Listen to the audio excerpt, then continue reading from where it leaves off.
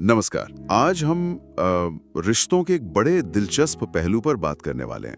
जी वो अनकही बातें, इशारे जो शब्दों से ज्यादा कह जाते हैं। हाँ, बिल्कुल। नॉन वर्बल कम्युनिकेशन जिसे कहते हैं। वही, खास तौर पर हम आज एक स्रोत, एक हिंदी पॉडकास्ट स्क्रिप्ट का विश्लेषण करेंगे।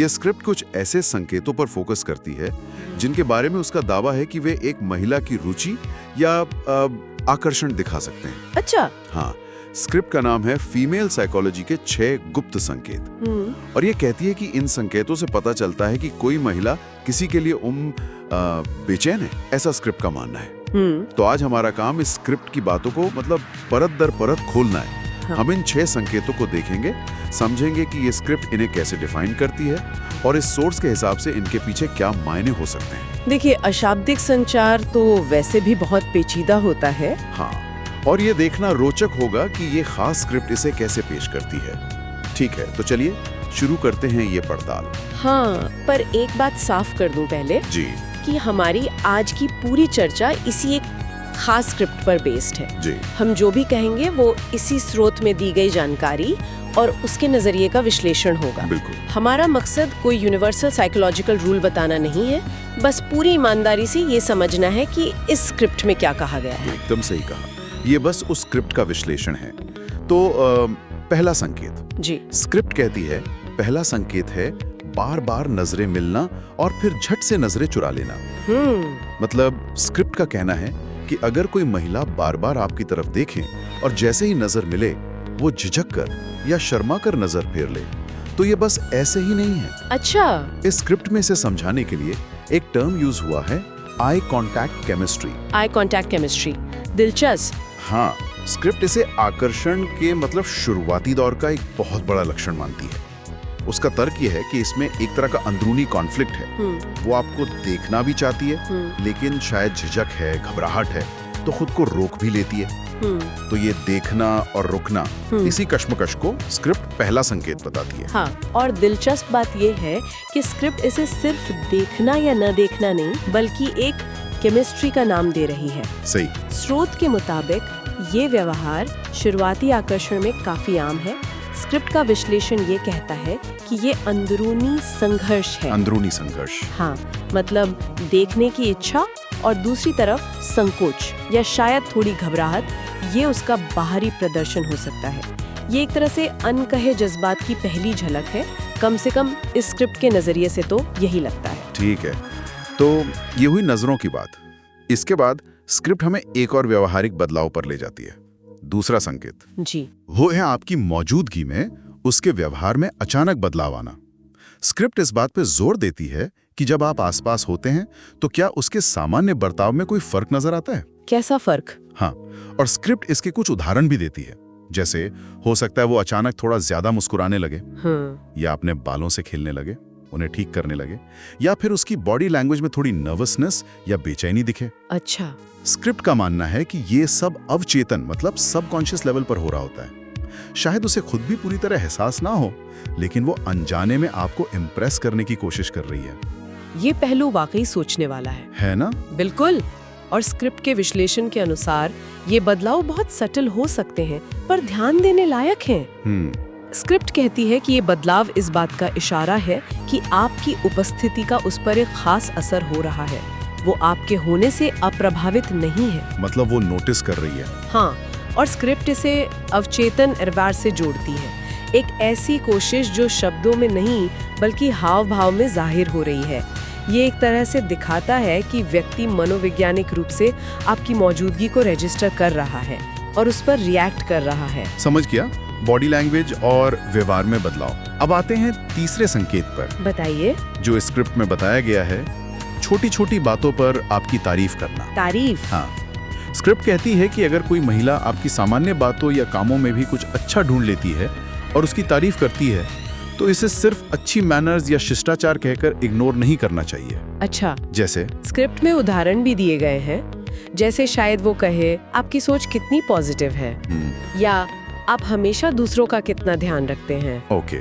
स्क्रिप्ट इसकी व्याख्या इस तरह करती है कि ये महज खोखली तारीफें नहीं है। तो क्या है ये? इसके पीछे प्रशंसा और आकर्षण का एक मिला जुला भाव हो सकता है। ये वो बातें हैं जो शायद दिल में हैं लेकिन सीधे तौर पर जुबान पर नहीं आ पा रही। स्क्रिप्ट के इस दावे को अगर और गहराई से देखें तो ये तारीफें सतही कॉम्प्लीमेंट से ज्यादा गहरी मानी जा रही हैं। बिल्कुल। स्क्रिप्ट का तर्क है कि ये असल में व्यक्ति के गुणों की सच्ची प्रशंसा है जो शायद आकर्षण से प्रेरित हो सकती है। अच्छा। श्रोत इसे उन अनकही भावनाओं की अभिव्यक्ति मानता है जो शायद व्यक्ति सीधे सीधे कहने में झिझक रहा हो। एक तरह से स्क्रिप्ट के अनुसार ये तारीफें उस गैप को भरती हैं जो डायरेक्ट कम्युनिकेशन में रह जाता है। ये दिलचस्प नुक्ता है, अनकही बातों को तारीफों के जरिए कहना। अब चौथा संकेत जी जो स्क्रिप्ट बताती है वो है आपकी जिंदगी के बारे में काफी उत्सुकता दिखाना, क्यूरियोसिटी। किस तरह की उत्सुकता? स्क्रिप्ट के अनुसार अगर कोई महिला आपकी रोजमर्रा की जिंदगी, आपके दोस्त, आपका काम, यहाँ तक कि आपका अतीत जैसे पुराने रिश्तों के बारे में भी सवाल पूछने लगे, ओके, तो इसका सीधा सा मतलब है कि वो आपको बस ऊपरी तौर पर नहीं बल्कि एक व्यक्ति के तौर पर गहराई से जानना चाहती है।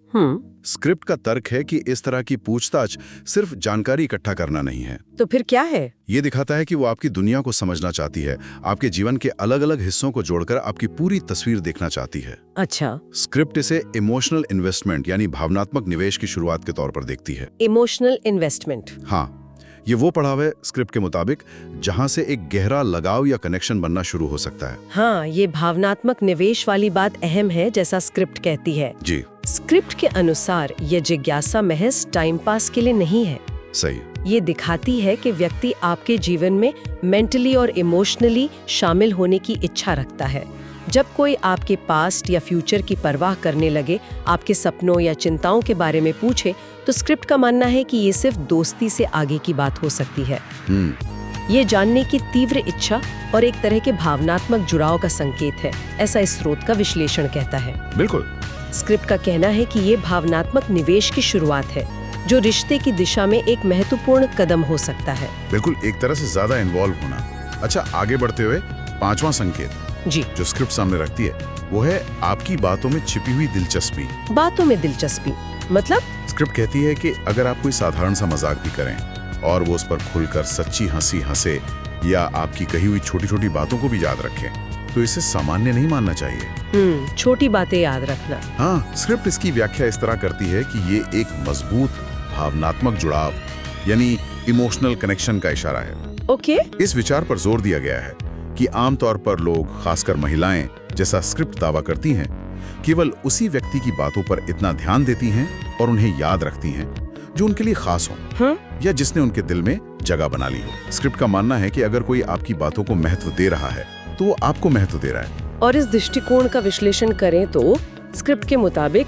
ये महज ध्यान देना नहीं है, ये एक तरह का वैलिडेशन है। वैलिडेशन? हाँ, जब कोई आपके ह्यूमर पर रिएक्ट करता है, आपकी कहानियों में इंटरेस्ट दिखाता है, आपकी छोटी छोटी डिटेल्स याद रखता है, तो स्क्रिप्ट कहती है कि ये दिखाता है कि वो व्यक्ति आपकी सोच और आपके अस्तित्व से जुड़ाव महसूस कर रहा है। अच्छा। ये महज फिजिकल अट्रैक्शन से आगे बढ़कर एक मेंटल और इमोशनल लेवल पर जुड़ने का संकेत है, ऐसा स्क्रिप्ट का तर्क है। श्रोता इसे अनदेखी न करने और भावनात्मक महत्व देने का एक साफ संकेत मानता है। ठीक है, मतलब बातों पर ध्यान देना, याद रखना है ये सब। और अब आते हैं छठे और आखिरी संकेत पर। जी, छठा संकेत। जैसा कि स्क्रिप्ट में बताया गया है, आपकी गैर मौजूदगी में बेचैनी का प्रदर्शन। गैर मौजूदगी में कैसे? स्क्रिप्ट सवाल उठाती है कि जब आप सामने नहीं होते तब उसका व्यवहार कैसा होता है? क्या वो आपको याद करती है? और अगर हाँ, तो क्या इसका कोई संकेत मिलता है? किस तरह का संकेत? स्क्रिप्ट कुछ उदाहरण देती है, जैसे हो सकता है वो आपको सोशल मीडिया पर बार बार ऑनलाइन देखे लेकिन कोई मैसेज ना करे। अच्छा। क्यों? शायद ये उम्मीद करते हुए कि आप बात शुरू करें। या फिर वो सीधे तौर पर ये ना कहे कि उसे आपकी याद आ रही है, लेकिन इनडायरेक्टली जताए। जैसे पूछना, आजकल दिखते नहीं, या सब ठीक है, तुम गायब कहाँ हो, इस तरह से। स्क्रिप्ट इसकी व्याख्या इमोशनल क्रेविंग के तौर पर करती है, यानी एक तरह की भावनात्मक तलब या इच्छा। Emotional craving. हाँ, लेकिन साथ ही स्क्रिप्ट ये भी कहती है कि हो सकता है उसका ईगो या झिझक उसे सीधे तौर पर अपनी भावनाएं व्यक्त करने से रोक रही हो। अच्छा, ईगो और क्रेविंग एक साथ? हाँ, स्रोत इसे लव मिक्स्ड विद हेजिटेशन कहता है, यानी प्यार और संकोच का एक दिलचस्प मिश्रण। स्रोत की ये भावनात्मक तलब और अहंकार के बीच के विरोधाभास वाली बात काफी रोचक है ना? स्क्रिप्ट के अनुसार ये व्यवहार एक अंदरूनी कश्मकश को दिखाता है। कैसी कश्मकश? एक तरफ आपसे जुड़ने की गहरी इच्छा है और दूसरी तरफ उसे जाहिर करने में हिचकिचाहट या शायद खुद को कंट्रोल में रखने की कोशिश। स्क्रिप्ट इसे प्यार और संकोच के एक जटिल मिश्रण के रूप में देखती है। ये दिखाता है कि भावनाएं मौजूद हैं, लेकिन उन्हें व्यक्त करने का तरीका सीधा ना होकर घुमावदार हो सकता है। मतलब इनडायरेक्ट तरीके। हाँ, ये संकेत समझने में शायद सबसे ज्यादा मुश्किल हो, क्योंकि ये प्रत्यक्ष से ज्यादा अप्रत्यक्ष है। बिल्कुल। तो ये थे वो 6 संकेत जो इस खास हिंदी पॉडकास्ट स्क्रिप्ट में बताए गए हैं। एक बार दोहरा दे संक्षेप में। हाँ, पहला, बार बार नजरें मिलना और फिर हट जाना। दूसरा, आपकी मौजूदगी में व्यवहार बदलना। तीसरा, छोटी छोटी बातों पर तारीफ करना। चौथा, आपकी जिंदगी में गहरी दिलचस्पी दिखाना। पांचवा, आपकी बातों को ध्यान से सुनना और याद रखना। और छठा, आपकी गैर मौजूदगी में एक तरह की बेचैनी या अप्रत्यक्ष याद जताना।